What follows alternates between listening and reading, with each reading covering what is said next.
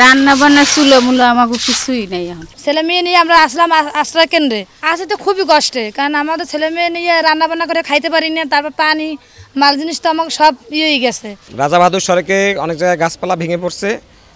আপনার এইখানে ক্লাব রোডের এখানে বড় দুইটা গাছ ভেঙে পড়ছে, যার কারণে লাইন স্বাভাবিক করা যায় না। আর কালকে প্রচুর বৃষ্টি এবং বাতাসের কারণে গাছপালা আসলে কেটে রাখা সম্ভব হয় নাই।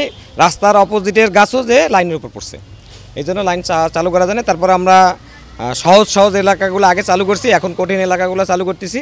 এই ডিসি অফিসে আর 15 থেকে 20 মিনিটের ভিতরে চালু হবে ইনশাল্লাহ। তারপরে আমাদের আর বড় ঝামেলা নাই। আর ওইখানে দুইটা গাছ পরে ক্লাব রোডে ঢুকতেই পোল হেলে গেছে, ওইটা গাছ অপসারণ করা চলতেছে। ওইটা অপসারণ হলেই খুব তাড়াতাড়ি ওই জায়গার লাইনটাও স্বাভাবিক হবে। অবস্থা তো খারাপ, এই যে দেখতেছেন তো এই অবস্থাটা। রান্না বান্না চুলো মুলো আমাকে কিছুই নেই এখন। পানির মধ্যে তো কাজ সারাদিনই তো, কালকে বিকেল থেকে পানি রাত পর্যন্ত। কালকে সন্ধ্যা হইতে রাত সকাল 8টার সময় পানি ছিল। আমরা সকালে এখনও রাঁধতে পারি নাই এবং ওই চুলা সব ভেঙে চলে গেছে। টয়লেটও না, আমাদের খাবার পানিও নাই। আমাদের টয়লেট মধ্যে সব ভরা আছে। দেখেন আমাদের অবস্থা। ওই আমার এক ভাবি পানি আসতে আছে, দেখেন, আর রুম ভরা পানি। আসে তো খুবই কষ্টে, কারণ আমাদের ছেলে মেয়ে নিয়ে রান্না বান্না করে খাইতে পারি না। তারপর পানি মাল জিনিস তো আমাকে সব হয়ে গেছে। ছেলে মেয়ে নিয়ে আমরা আসলাম আশ্রয় কেন্দ্রে। আমাকে সকালবেলা আমরা কাল রাত বিকেলে গেছি, আজকে সকালবেলা আমরা আশ্রয় কেন্দ্রে দিয়ে আইয়ে ঘর দুয়ারে পানি এসছে, এইমাত্র এই দাঁড়াইছি। 40% বেশি গ্লো, বিশ্বের 1 নম্বর গ্লো ক্রিম, নতুন গ্লো এন্ড লাভলি। ঘূর্ণিঝড় রেমালের প্রভাবে বরিশালের 10টি উপজেলায় ক্ষতিগ্রস্ত হয়েছে। এটার ভেতরে বাতাস এবং বৃষ্টিপাত থাকায় এবং জোয়ারের পানি উচ্চতা বৃদ্ধি পায়, নিম্নাঞ্চল চরাঞ্চল সহ অনেক জায়গা প্লাবিত হয় এবং গাছপালা পড়ে বিভিন্ন ঘরবাড়ি ক্ষতিগ্রস্ত হয়। এছাড়া যে ফসল ছিল মাঠে, ফসল অনেক জায়গায় নিমজ্জিত হয়ে আংশিক ক্ষতিগ্রস্ত হয়েছে এবং বিভিন্ন পুকুর ও মাছের ঘেরে যেখানে মাছ চাষ করা হয় সেখানেও ক্ষয়ক্ষতি হয়েছে। আমাদের 3 জন ব্যক্তি এই জেলায় মৃত্যুবরণ করেছে।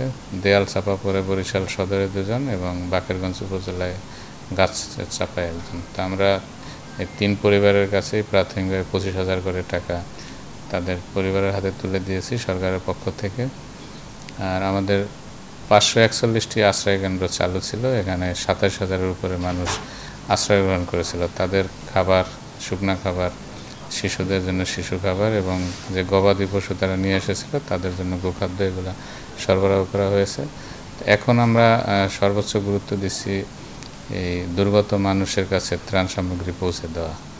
তো ইতিমধ্যে আমরা গতকাল আর আজকে মিলিয়ে বিভিন্ন উপজেলায় 6,000-এর উপরের মানুষের কাছে ত্রাণ সহায়তা পৌঁছে দিয়েছি এবং এটা এখন জোরালোভাবে এই কার্যক্রম চলছে। আর পাশাপাশি আমরা এখন এই ঝড়ের ফলে যে প্রকৃত ক্ষয়ক্ষতি হয়েছে বিভিন্ন সেক্টরে, সেই ক্ষয়ক্ষতি নিরূপণের কাজ এখন চলমান আছে। বাতাস ছিল এবং বিভিন্ন জায়গায় গাছপালা ভেঙেছে, তো এই বিদ্যুতের লাইন ক্ষতিগ্রস্ত হয়, তখন বিদ্যুৎ বন্ধ হয়ে যায় এবং এখনও সব জায়গায় বিদ্যুৎ সচল করা যায় নাই।